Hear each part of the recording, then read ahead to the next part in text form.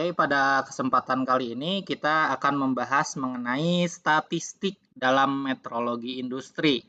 Jadi hal-hal yang berhubungan dengan statistik dan digunakan juga di materi meteorologi industri. Ya, sebelum kita masuk lebih dalam, tentunya kita harus tahu dulu definisinya. Apa itu definisi dari statistika? Ingat-ingat yang belakangnya itu K itu pasti ilmu. Jadi misalnya fisika gitu ya. Ilmu yang mempelajari tentang misalnya apapun banyak yang lain ya, yang belakangnya K itu pasti ilmu. Nah, jadi statistika ini merupakan ilmu untuk mengumpulkan, menata, menyajikan, menganalisis, dan menginterpretasikan data menjadi informasi yang membantu pengambilan keputusan yang efektif gitu. Dan kalau misalnya nggak pakai A ya, kalau statistik aja ya, yaitu kumpulan angka yang tersusun lebih dari satu angka. Jadi kumpulan informasi berupa angka yang terukur gitu ya. Nah, tentunya informasi ini tuh penting. Nah, yang paling penting itu untuk pengambilan keputusan nih. Misalnya nih, ada beberapa kasus ya, dalam kasus-kasus yang nyata gitu ya di masyarakat gitu. Nah, contoh kasus yang membutuhkan dukungan statistika. Misalnya nih, yang pertama ya, yaitu kasus tuntutan buruh tentang kenaikan gaji. Aduh, ini harusnya saya gambarin lewat grafik ini. Sebentar.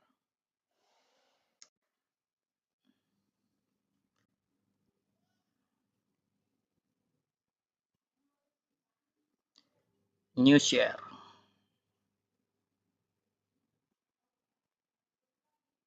Udah kelihatan ya? Ini PowerPoint-nya kelihatan ya? Kelihatan, Pak. Nah, misalkan tuh ya tentang tuntutan kenaikan gaji. Kita petakan dulu nih. Kita petakan. Nah, misalkan nih, kita itu ngukur nih untuk setiap karyawan. Nah, untuk setiap karyawan itu misalnya nih, yang pertama ini direktur.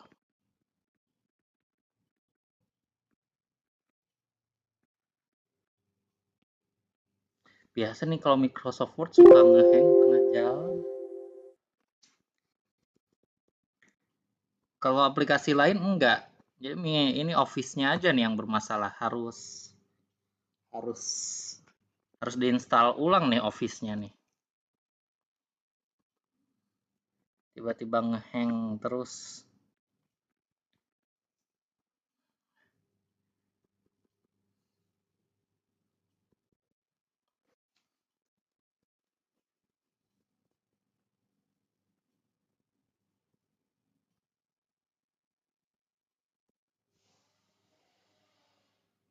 Ya, tuh tiba-tiba acak-acakan. Nah, misalnya direktur nih.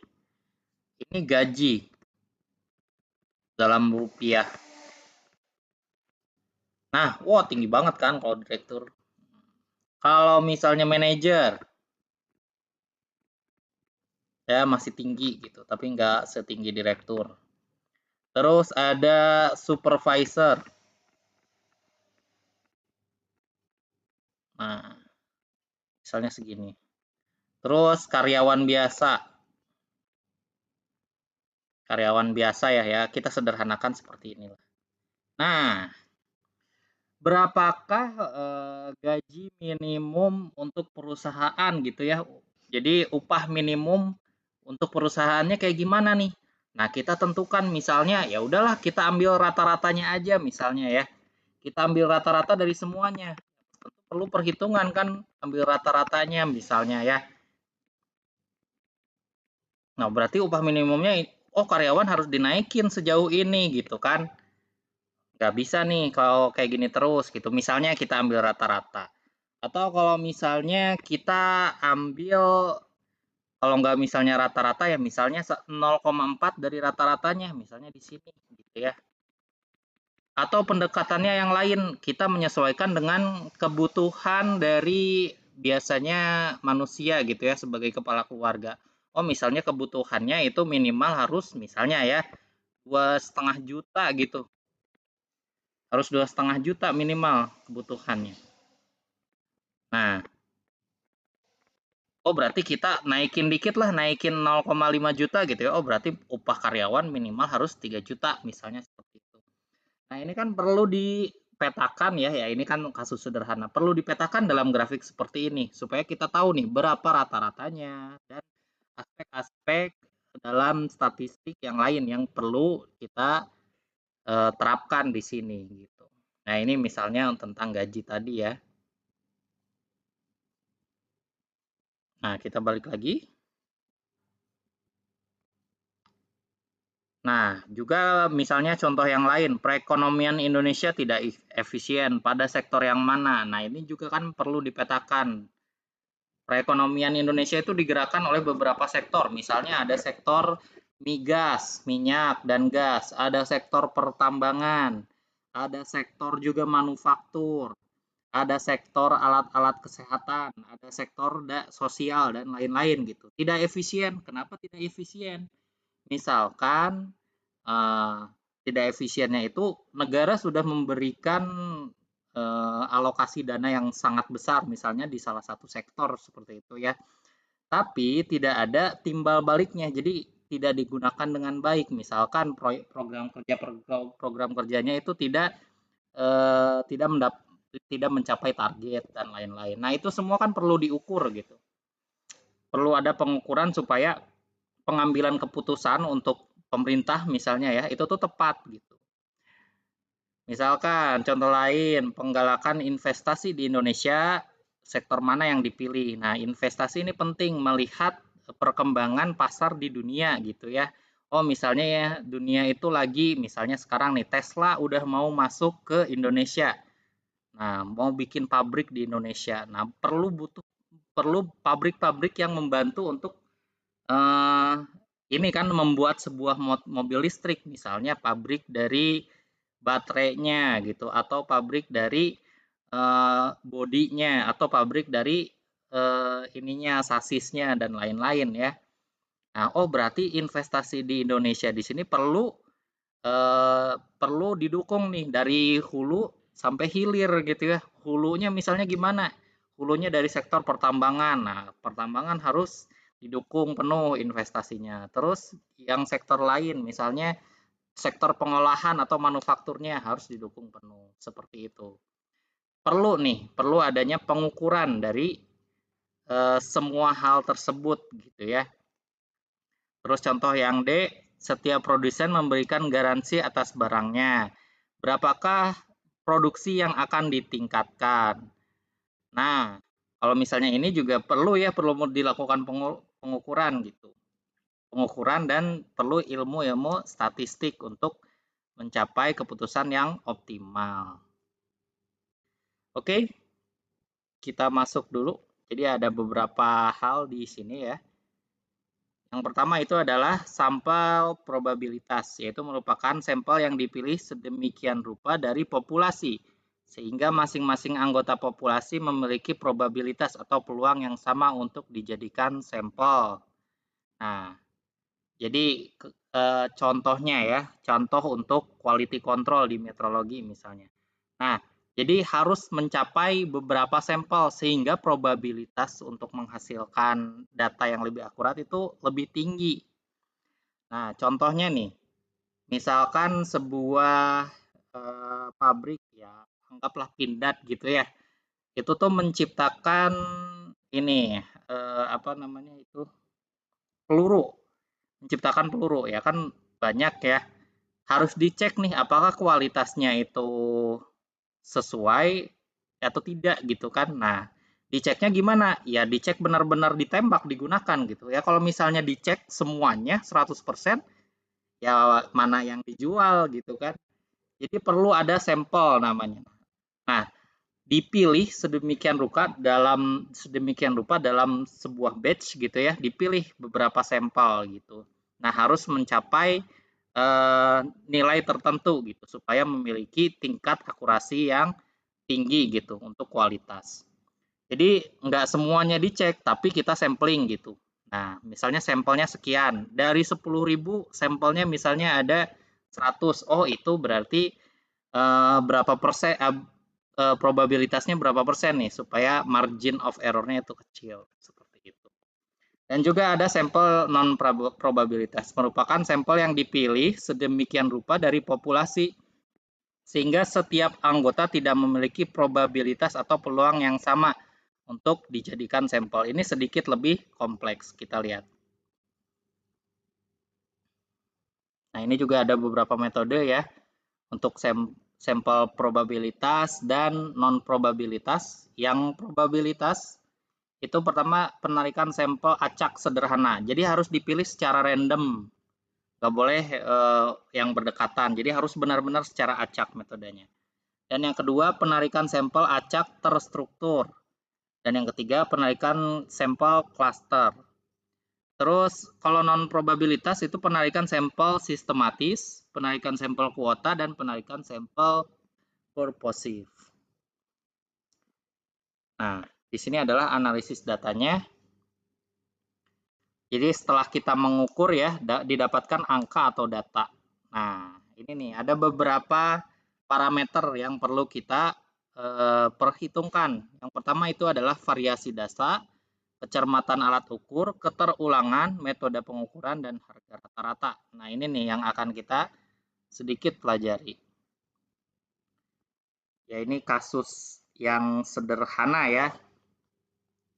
Misalkan kita mengukur ya apapun itu ya, ini ya. Ini nggak ada ukurannya ya. Ini misalkan kita ngukur berat suatu produk gitu misalnya ya.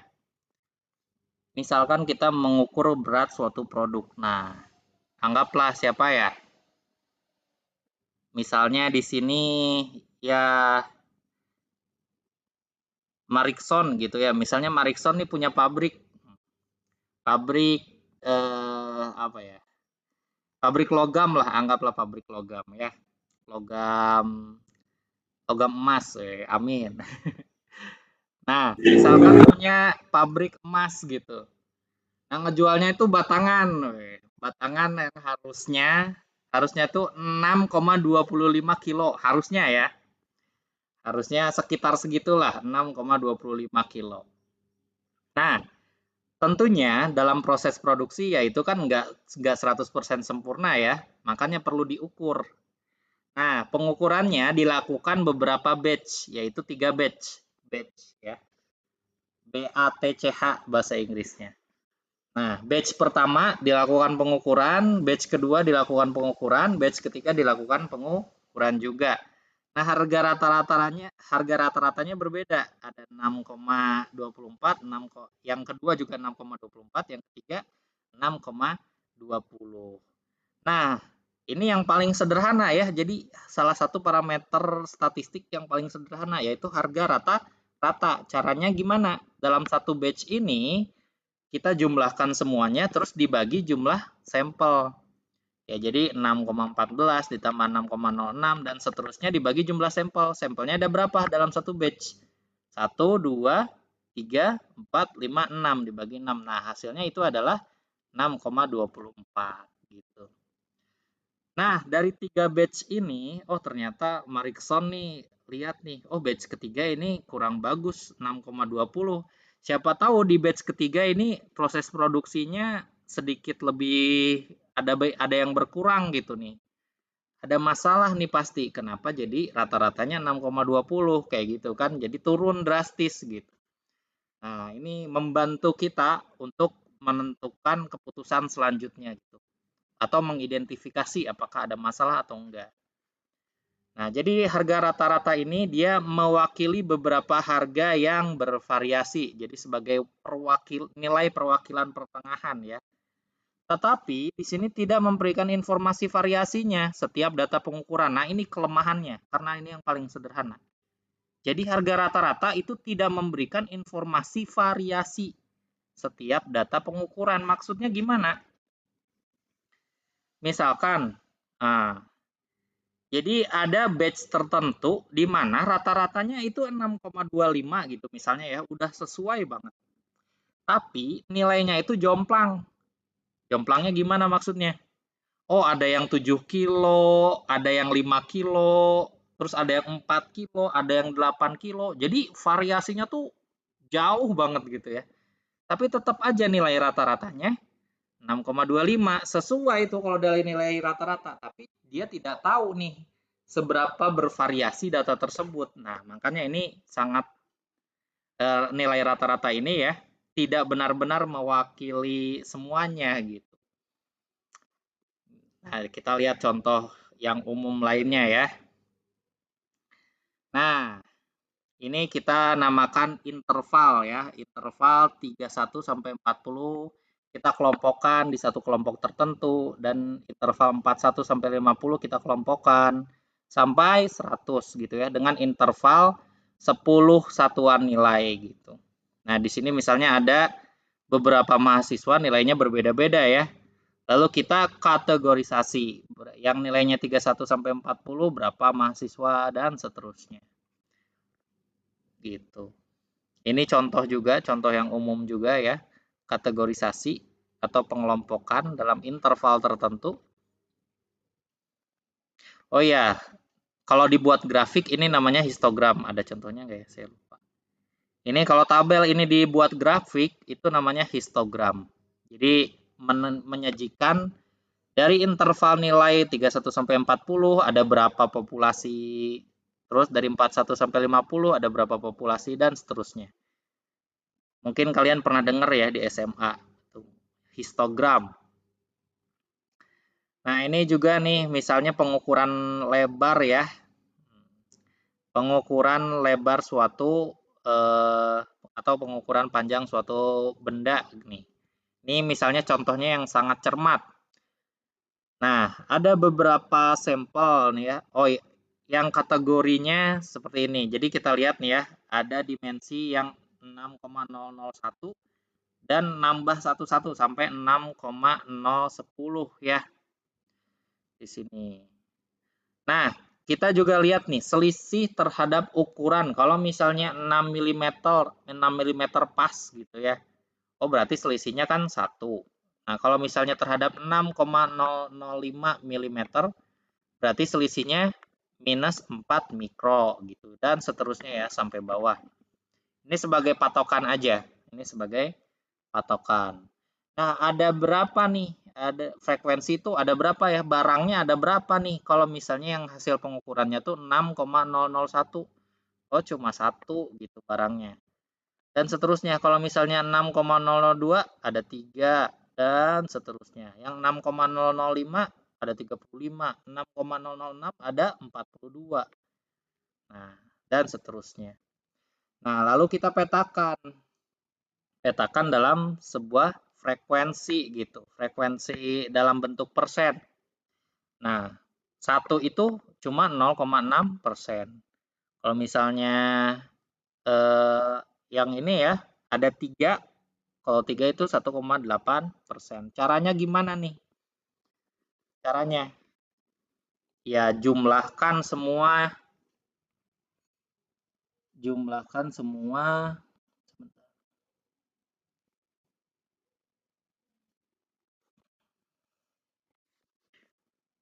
Nah, ini ya, semua itu gede banget. Ini nggak bisa dicoret langsung dari sini.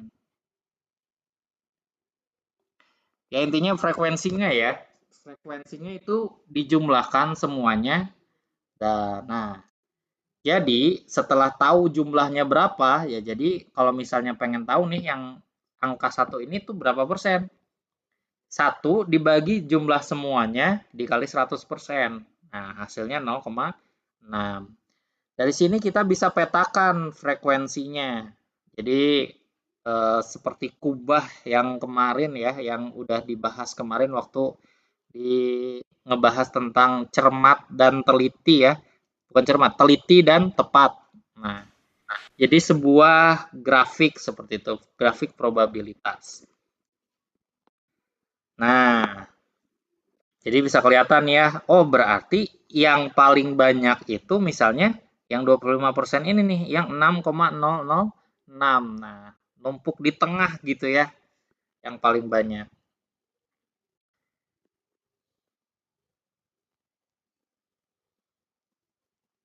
Nah, oh ya ini nih ada nih. Jadi ini adalah penggambaran distribusinya. Yang tadi nih, yang presentasi ya. Oh, bukan presentasi, ini yang jumlah.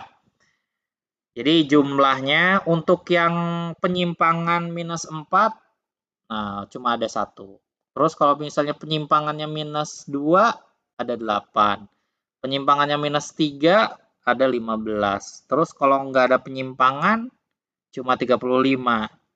Terus kalau penyimpangannya plus 1, oh justru ada 42 ya. Dan seterusnya gitu. Nah, ini kan kita gunakan sebagai basis ya. Mana nih yang akan kita reject gitu. Misalnya toleransinya, ya ini misalnya aja ya. Misalnya toleransinya itu minus 2 sama plus 2. Berarti semua yang penyimpangannya itu lebih kecil daripada minus 2 itu di reject.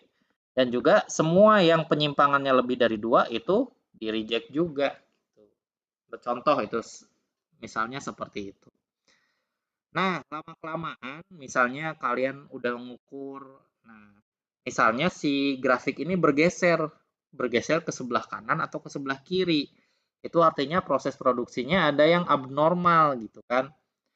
Oh, ini ada masalah nih dari sini. Nah, terus kita lakukan investigasi gitu. Apa yang menjadi masalahnya? Sehingga produk yang kita hasilkan itu berubah kecenderungannya. Nah, sedangkan grafik yang di bawahnya ini adalah grafik frekuensi kumulatif. Maksudnya adalah, jadi setiap presentasinya itu ditambahkan ya. Ditambahkan. Nah, jadi misalnya yang pertama itu jumlahnya presentasinya 0,6. Terus yang selanjutnya itu berapa ditambahkan. Terus ditambahkan sampai terakhir. Gitu, ini adalah grafik frekuensi kumulatif.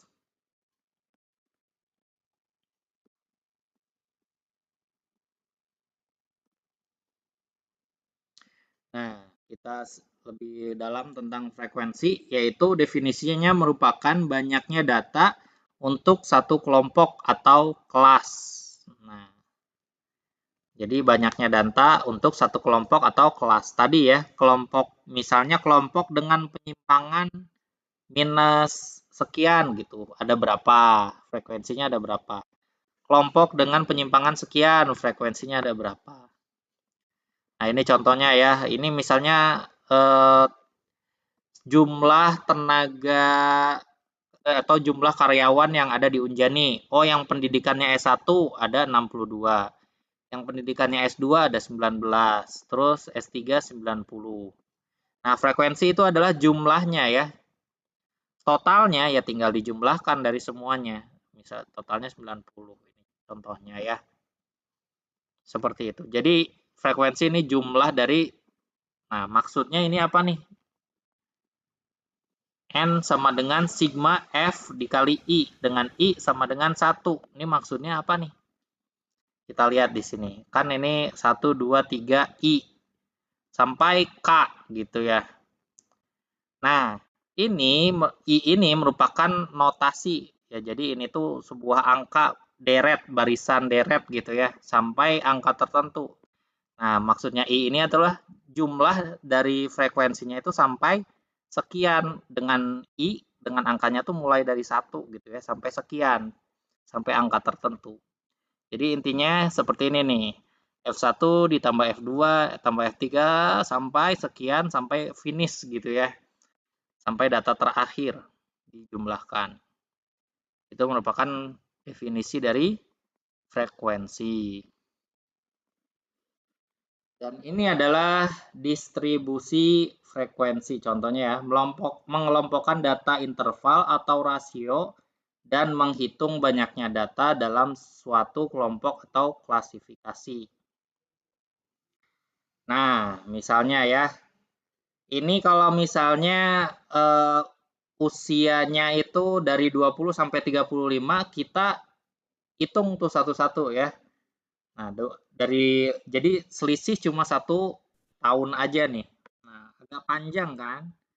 Agak panjang. Nah, disederhanakan. Jadi pengelompokannya tuh per 2 tahun gitu. Jadi kelompok usia 20 sampai 21, terus 22 sampai 23 dan seterusnya ya. sampai 34 sampai 35. Nah, awalnya itu interval nggak ada interval ya awalnya, jadi cuma 1 tahun kita hitung frekuensinya. Nah, kalau misalnya grafik yang di samping distribusi frekuensi ini tuh jadi diubah jadi 2/2 tahun. Jadi ini 2021, yang ini 2223, dijumlahkan frekuensinya gitu. Nah, untuk membuat distribusi frekuensi, yang pertama adalah mencari sebaran atau range, yakni selisih antara data paling besar dengan data paling kecil. Nah, dilihat nih, data paling besarnya itu adalah kan 35 ya. Nah, yang paling kecilnya itu ada 20, yaitu jadinya 15 gitu. Nah, menentukan banyak kelas dengan rumus. Nah, ini jadi banyaknya kelas itu ditentukan dengan rumus ini nih. K sama dengan 1 plus 3,3 log N. Nah, N itu banyaknya data tadi ya. Nah, 15 ini nih range. Tinggal dimasukin tuh. Jadi 1 ditambah 3,3 log 15. Hasilnya itu 8. Oh, berarti ada 8 ini nih 8 kelas namanya gitu ya. Nah, selanjutnya menentukan panjang kelas dengan rumus P sama dengan sebaran dibagi dengan rentang kelas. Sebarannya itu 15, rentang kelasnya yang tadi 8. Oh, sama dengan ini mendekati 2 gitu ya. Jadi si kelompok usianya itu seperti ini. Ini adalah metode untuk membuat distribusi frekuensi. Jadi udah standarnya ya, ini merupakan standarnya seperti ini gitu. Enggak standar juga bisa gitu sebenarnya. Misalnya kalian mau mengelompokkan dari umur 20 sampai 25 langsung ya. Terus 26 sampai 30, terus 31 sampai 35 itu boleh-boleh saja, tapi tidak mengikuti standar. Nah, selanjutnya ini adalah yang sederhana juga ya, merupakan rata-rata. Jadi suatu bilangan yang bertindak mewakili sekumpulan bilangan atau rata juga boleh disebutnya ya. Nah, cara menghitungnya ya seperti yang saya jelaskan tadi. Jadi dijumlahkan nilai-nilai dari setiap sampel dibagi jumlah sampelnya. Gitu. Ini yang paling sederhana. Nah, bila terdapat sekumpulan bilangan di mana masing-masing bilangannya memiliki frekuensi kayak yang tadi ya. Nah, kalau misalnya grafiknya kayak gini, hitung rata-ratanya gimana? Maka perumasannya jadi dikali dengan frekuensinya dulu nih. Jadi X1, nah X1 dikali frekuensinya, terus selanjutnya dibagi jumlah frekuensinya. Nah, jumlah kumulatif dari frekuensinya. Gitu. Nah, contohnya kayak gini ya. Misalnya yang bilangan 70 itu ada 3, yang bilangan 63 itu ada 5, yang bilangan 85 itu ada 2. Nah, kita untuk memudahkan ditambahin satu tabel lagi, yaitu perkalian antara XI dikali FI. Jadi misalnya ini 210, yang ini 315, yang ini 170. Jadi rata-ratanya gimana? Ya XI dikali FI ini ya jumlahnya dibagi jumlah frekuensi. Frekuensi ada 10. Jadi 695 dibagi 10. Jadinya 69,5 gitu. Nah, terus ini adalah ya median ya. Ini adalah nilai tengah dari sekumpulan data setelah diurutkan dengan fungsinya. Setelah diurutkan yang fungsinya membantu memperjelas kedudukan suatu data. Nah, ini agak sedikit berbeda ya sama rata-rata. Ini merupakan nilai tengah. Nilai tengah, misalnya ada suatu deretan angka nih. Nah, yang pertama nih ya, yang warnanya hijau nih. Ada 10, 10, 8, 7, 7, 6, 5, 5, 5, 5, 4 gitu. Kalau misalnya kita rata-ratain, itu tuh nilainya 6,55 kalau misalnya di rata-ratakan. Tapi kalau misalnya nilai median, itu nilai tengah-tengahnya, itu tuh 6. Jadi lihat nih, jadi yang ada di tengahnya itu berapa gitu. Yang ada di tengah-tengahnya itu ada 6 gitu. Kesimpulan, nilai 7 termasuk kategori baik sebab berada di atas rata-rata hitung dan median, kelompok 50% ke atas. Jadi nih yang sebelah kirinya nilai 6 itu nilai 7 dan seterusnya sampai 10 ya. Itu dia termasuk baik karena di atas median, di atas rata-rata hitung dan juga di atas median gitu. Ya, beda ya. Jadi kalau median itu benar-benar nilai yang ada di tengah dari barisan deret bilangan. Nah, jika nilai ulangan tersebut, misalnya nih, yang 8-nya udah banyak banget nih yang dapat. Terus 7, 5, 5, 4, 3. Kalau dilihat rata-ratanya sih masih sama ya, 6,55 kalau misalnya kita hitung rata-ratanya. Tapi mediannya nilai yang ada di tengah itu 8 gitu. Nah, ini beda ya. Makanya kalau misalnya kita lihat rata-rata doang itu tuh nggak benar-benar mewakili gitu. Contohnya seperti ini. Mediannya 8 tetap. Jadi kesimpulannya nilai 7 termasuk kategori kurang nih. Justru nilai 7 kategorinya kurang baik. Sebab berada di bawah median gitu kan. Mediannya mah 8 gitu. Jadi jangan seneng dulu gitu di atas rata-rata karena kita belum tahu persebarannya kayak gimana. Oke. Nah, jadi saya bangga nih nilai rata-ratanya 6,55. Jangan bangga dulu yang nilainya misalnya nilainya 7 gitu ya di atas rata-rata tuh kan. Jangan bangga dulu yang nilai 8 tuh banyak gitu sebenarnya. Nah, gitu. Nah, jika sekumpulan data banyak, bilangan yang genap, nah, jadi jumlahnya genap misalnya ya, tidak mempunyai bilangan tengah, maka mediannya adalah rata-rata dari dua bilangan yang ada di tengahnya. Misalnya, kan ini contoh atas nih, yang warna hijau sama yang warna biru ini ya. Nah, dia itu kan nilainya genap, coba hitung. 1, 2, 3, 4, 5, 6, 7, 8, 9, 10, 11. Nah, kan ada 11 angka, ya berarti otomatis yang tengahnya yaitu angka 6 itu adalah mediannya. Tapi kalau misalnya jumlah angkanya itu ada genap gitu, contohnya ini nih.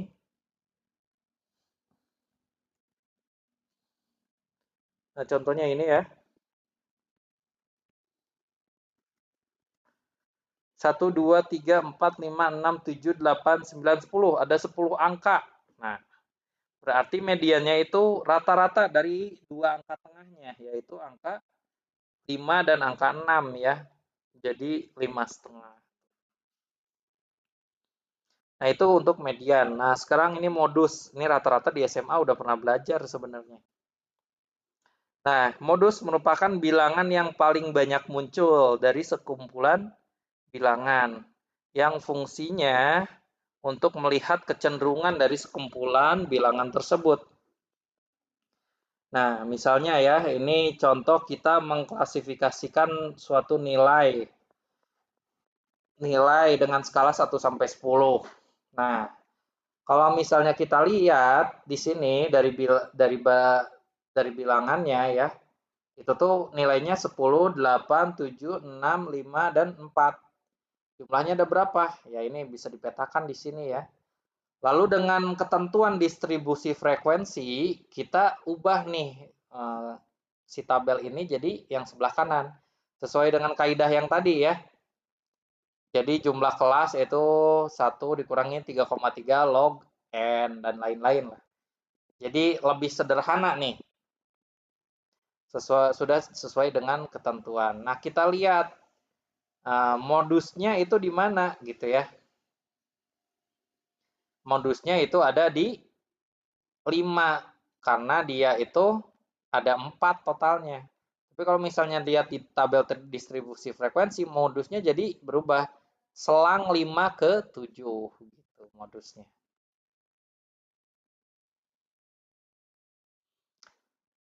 Nah, ini kita petakan ya, petakan dalam sebuah grafik di mana ya ini sebelah kanan positif dan sebelah kiri negatif gitu. Kita lihat di sini mediannya itu 6, angka 6 ada di sebelah kanan dari rata-rata ya. Jadi ini X bar itu adalah rata-rata.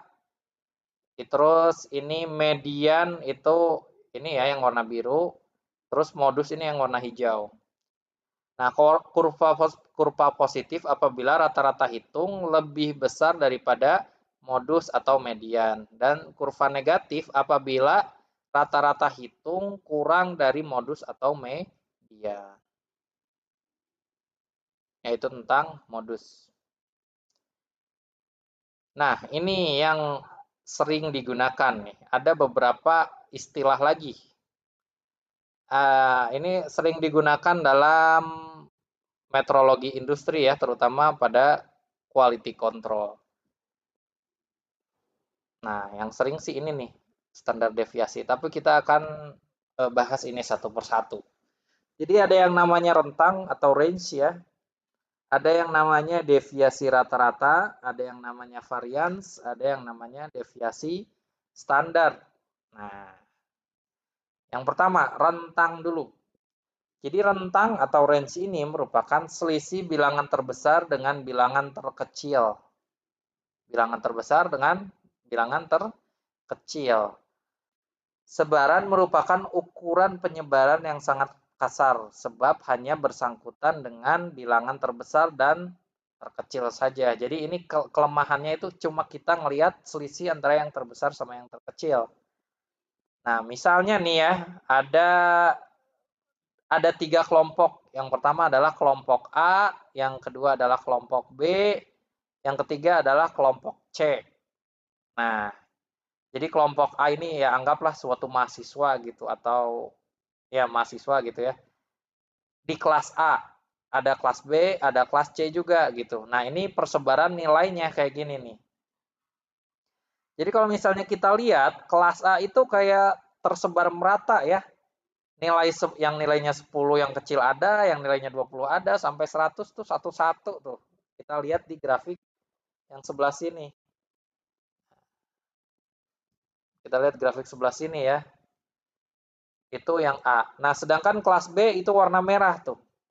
Jadi nilainya ini, anak-anak kelas B itu ya, 5 orang nilainya 100, 5 orang nilainya 10 gitu.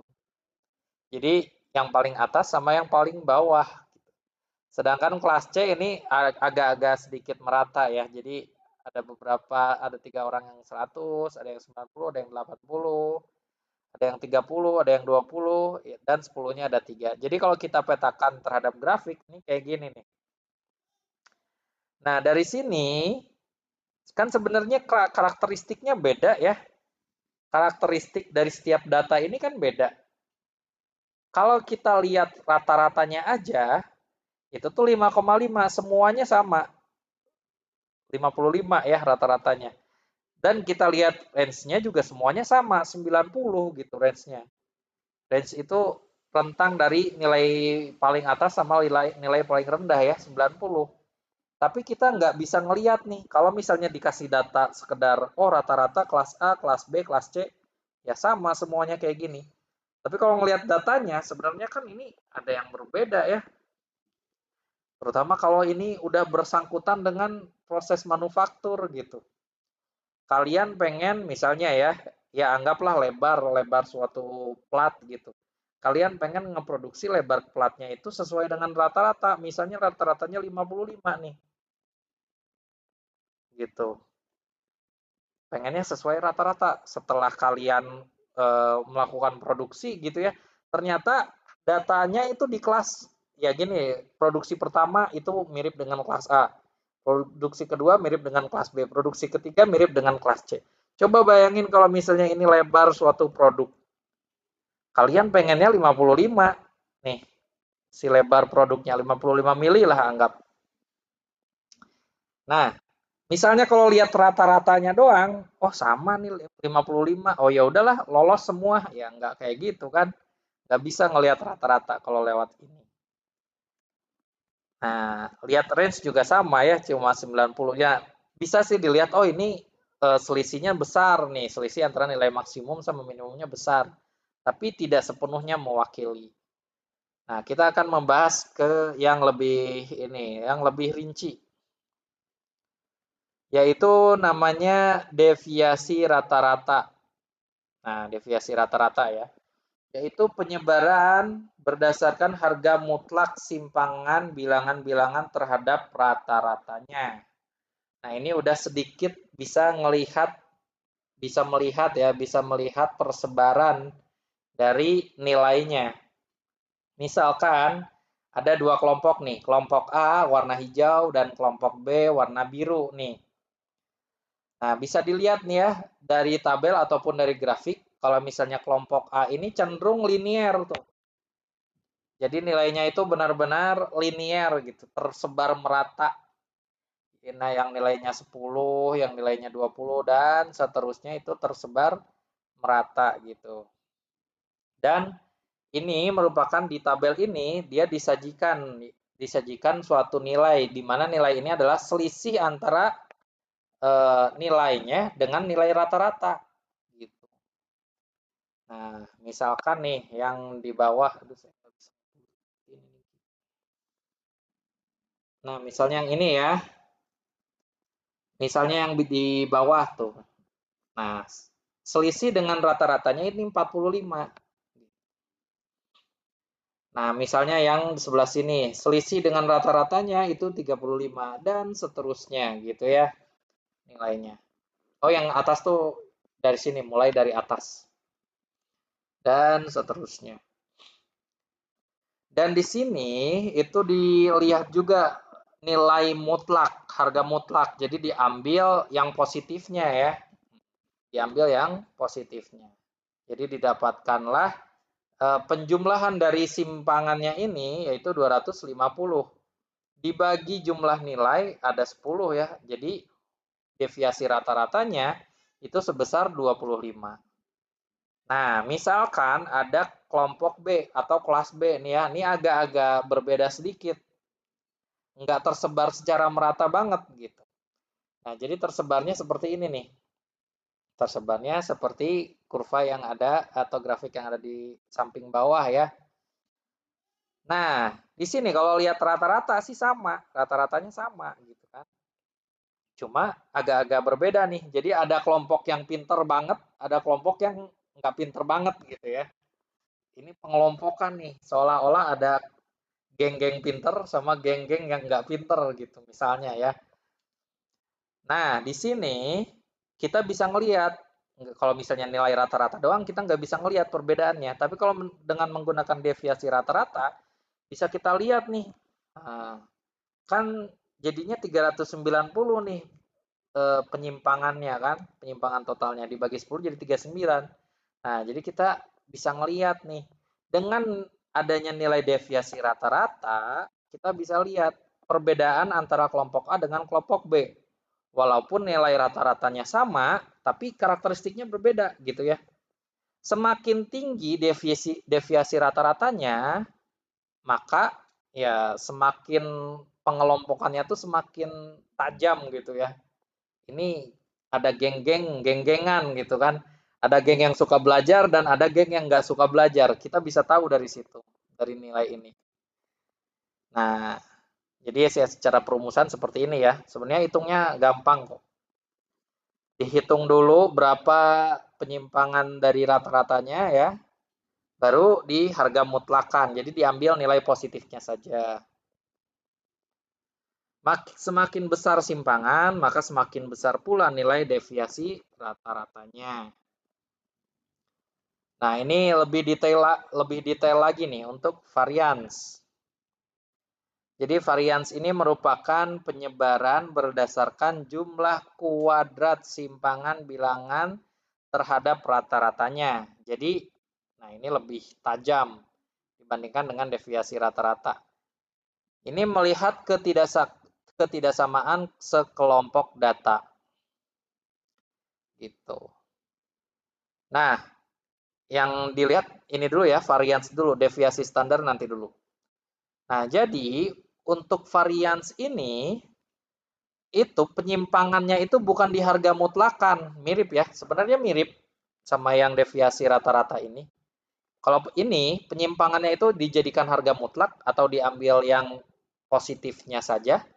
Kalau misalnya varians itu tuh penyimpangannya dikuadratkan. Nah, jadi kalau kuadrat kan sama-sama jadi positif ya akhirnya ya. Nah, tapi dikuadratkan. Jadi ini lebih jelas terlihat kalau misalnya ada datanya yang bervariasi gitu. Nah, dikuadratkan. Jadi nilainya mirip. Nilainya ya ngitungnya hampir mirip ya.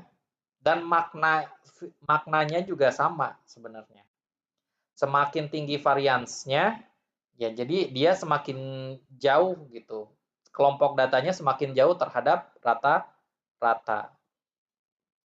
Nah, kelompok A sekian, kelompok B sekian. Bisa kita lihat juga ya, variansnya berbeda antara kelas A dengan kelas B. Yang kelas A itu, nah ini belum diakarin. Nah, ini diakarin lagi. Ini namanya deviasi standar. Jadi, udah dikuadratkan, diakarin lagi. Nah, ini ya yang bawah nih. Ini namanya deviasi standar. Jadi, akar dari varians. Nah, nilai deviasi standarnya 30,28 dan kelas yang B 41,97. Nah, kelihatan. Jadi kelas A itu 30,28 dan kelas B 41,97. Nah, makanya nih, kalau misalnya kalian udah biasa sama kelas saya sebelum-sebelumnya ya, saya suka kasih kalian daftar nilainya. Nah, daftar nilainya itu informasinya ada, kadang ada nilai maksimum, ada nilai minimum ya, ada nilai rata-rata dan juga standar deviasi. Nah, ini nih, deviasi standar sama aja. Jadi itu adalah persebaran. Persebaran nilai kalian. Semakin tinggi berarti semakin menyebar nilainya. Dan ini merupakan sebagai standar saya sendiri gitu ya untuk menentukan interval nilai. Misalnya dari nilai A, nilai AB rentangnya berapa gitu ya. Dari nilai AB ke nilai B rentangnya berapa. Nah, itu saya jadikan dasar gitu. Nilai deviasi standar. Gak bisa disamain antar kelas A, kelas B, gak bisa serta-merta kayak gitu ya. Kalau karakteristiknya berbeda. Nah, simpelnya gini, kalau misalnya deviasi standarnya tinggi, berarti kan semakin menyebar ya nilainya. Jadi yang nilai 100 ada, yang nilainya 5 itu ada gitu. Benar-benar menyebar gitu. Nah, berarti saya juga kasih interval nilainya yang jauh-jauh. Jadi antar A ke B, AB gitu, terus AB ke B itu jauh-jauh nilainya, rentangnya. Nah, tapi kalau deviasi standarnya itu rendah, berarti itu cenderung ke satu angka gitu. Misalnya yang nilainya 70 itu ada banyak banget. Ada banyak banget yang nilainya 70-an gitu ya. Nah, dari situ juga saya ngasih rentang nilainya juga tipis-tipis. Dari A ke AB itu tipis jaraknya, dari AB ke B tipis juga jaraknya, kayak gitu. Dan seterusnya ya. Nah, ini adalah nilai deviasi standar. Jadi kita bisa tahu variasi dari data yang kita punya. Ini sangat penting dari proses produksi. Nah, ini masuk ke kesalahan random ya. Kesalahan randomnya tinggi gitu. Kalau misalnya dalam proses produksi. Perlu diukur juga, jadi nggak cuma nilai rata-ratanya.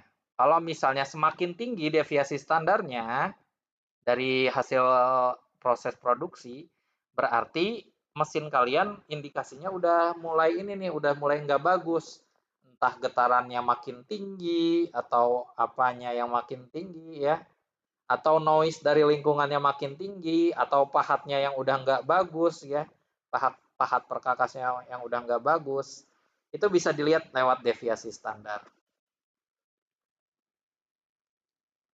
Nah, itu adalah deviasi standar. Dan ini terakhir itu adalah distribusi normal, yaitu kurva berbentuk bel simetris terhadap sumbu melalui nilai rata-rata. Nah, ini distribusi normal atau distribusi Gaussian distribution ya. Bisa disebut sebagai Gaussian distribution.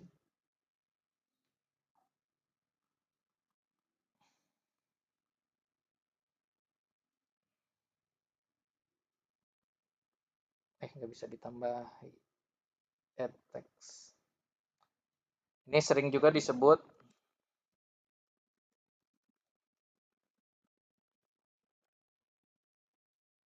nah. Jadi ini tabel teoritik sebenarnya. Jadi tabel teoritis yang bentuknya seperti bel. Jadi kalau secara alamiah suatu proses gitu kalau misalnya ngebuat sesuatu gitu ya. Nah, targetnya misalkan X bar di sini. Ya, yang rata-ratanya ya. Ya anggaplah misalnya kalian memanah suatu target gitu. Nah, yang tepat sesuai sasaran itu adalah yang X bar di sini yang rata-rata ya. Nah, kalau misalnya dilakukan berulang-ulang sampai tak hingga, ini akan memiliki kecenderungan yang mengikuti distribusi normal. Jadi yang di tengahnya ini cukup banyak, yang paling banyak, dan yang melenceng-melencengnya itu tuh tersebar gitu secara merata. Nah, secara alamiah jika dilakukan berulang-ulang akan menghasilkan grafik seperti ini. Di mana ya targetnya itu yang ada di tengah ini ya, dan yang kanan kirinya itu merupakan penyimpangannya. Jadi melesetnya itu berapa jauh gitu ya. Dan di sumbu Y-nya itu grafik frekuensi atau grafik jumlahnya ya, jumlah yang ada pada target tersebut. Nah, ada beberapa istilah yaitu kurtosis yaitu keruncingan dan juga skewness atau kemiringan ya, agak-agak mirip. Nah, ini sebenarnya untuk analisis lebih lanjut dalam proses produksi itu bisa dianggap sebagai distribusi normal dalam suatu proses produksi. Nah, namanya itu Six Sigma. Nah, ini itu adalah yang 68% ini itu tuh adalah 2 sigma, sedangkan yang 95% 95% ini 4 sigma dan yang 99% ini adalah 6 sigma. Makanya sering disebut dengan Six Sigma. Six Sigma.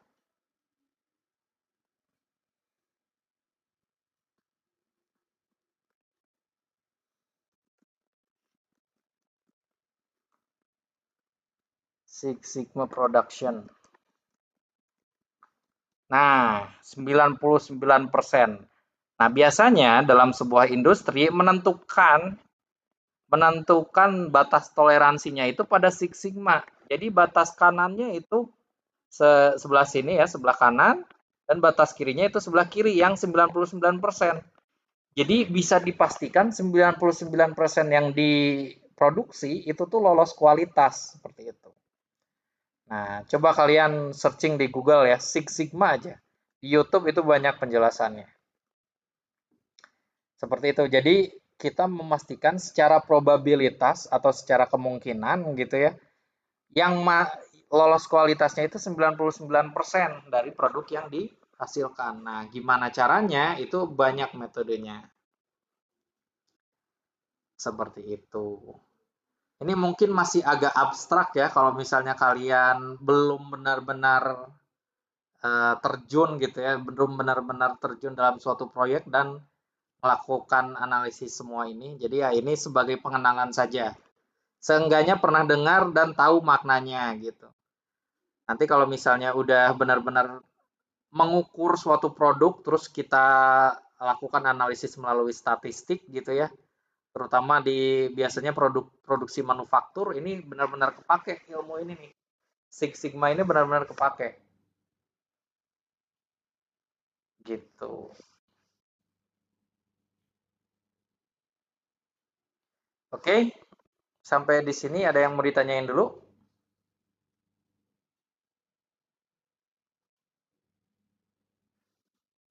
Ingat-ingat ya, jadi cara yang paling penting ini nih. Cara untuk mendapatkan varians atau deviasi standar. Siapa tahu keluar di UAS nanti, siapa tahu. Siapa tahu keluar di UAS. Misalkan ada sebuah kasus produksi sebuah silinder gitu ya. diukur berapa panjangnya dan lain-lain, terus hitung berapakah deviasi standarnya. Misalnya seperti itu. Jadi perhatikan baik-baik gimana caranya dan cara menghitungnya kayak gimana. Nanti saya akan kasih slide ini di kelas ya. Oke, ada yang mau ditanyain dulu? Kalau nggak ada, ini sebenarnya materi ini udah beres. Jadi tinggal kalian kuasain ini cara untuk menghitungnya. Karena ini udah ada contohnya ya, jadi lebih enak untuk belajarnya. Cara untuk menghitung ini ya, ada range, ada deviasi rata-rata, ada variance, dan deviasi standar. Oke, kalau nggak ada yang mau ditanyain, saya tutup kuliah ini sampai di sini. Terima kasih atas perhatiannya. Assalamualaikum warahmatullahi wabarakatuh. Waalaikumsalam Waalaikumsalam warahmatullahi wabarakatuh. warahmatullahi wabarakatuh.